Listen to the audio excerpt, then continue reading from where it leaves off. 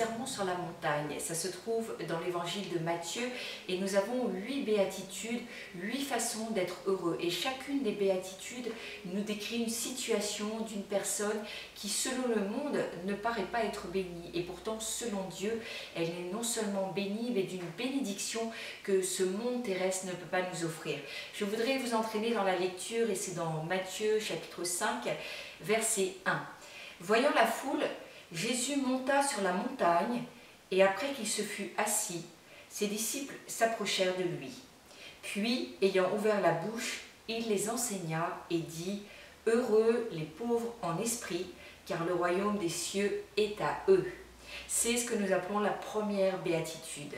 Et nous voyons une chose, c'est que Jésus a pris son temps, il est monté sur la montagne et il a voulu s'asseoir et enseigner. Nous devons aussi, nous, dans notre vie chrétienne, parfois nous asseoir, nous poser, que ce soit dans une église, souvent d'ailleurs ce sera dans une église ou un groupe de prière, et accepter d'être enseigné. Parce que le bonheur, selon Dieu, s'enseigne. Nous devons recevoir un enseignement.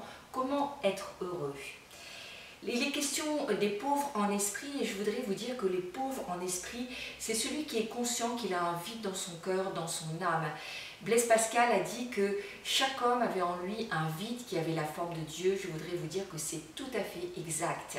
Si nous nous sondons, si nous sommes honnêtes, nous devons reconnaître que sans Dieu, nous avons toujours un vide en nous. Pour la majorité des personnes, je voudrais vous dire que souvent nous pensons que le bonheur est lié à des circonstances extérieures.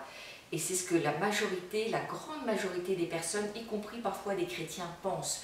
Nous pensons que si nous étions en parfaite santé, nous serions alors beaucoup plus heureux. Nous pensons que si nos enfants étaient partis, avaient quitté le foyer, nous aurions moins de problèmes, nous serions vraiment heureux. Nous pensons que si nous avions plus d'argent, un meilleur travail, nous pourrions être heureux. Et c'est pas ce que Jésus va enseigner. Il va nous dire que dans ces béatitudes, dans l'ensemble des béatitudes, il va nous dire que le bonheur ne se trouve pas dans les circonstances extérieures, mais le vrai bonheur se trouve vraiment dans nos attitudes internes. Les pauvres en esprit, il est question bien sûr avant tout d'humilité, nous devons rester humbles et nous devons nous examiner devant le Seigneur pour savoir vraiment où nous en sommes. Je voudrais que nous puissions nous rappeler que les grandes bénédictions dans nos vies sont souvent reçues dans l'humilité, quand nous commencions à nous humilier devant le Seigneur et à reconnaître vraiment qui il est. Ce vide dans notre cœur ne peut être comblé que par le Seigneur lui-même. Je voudrais vous inviter à faire une prière. Seigneur Jésus-Christ, révèle-toi à moi.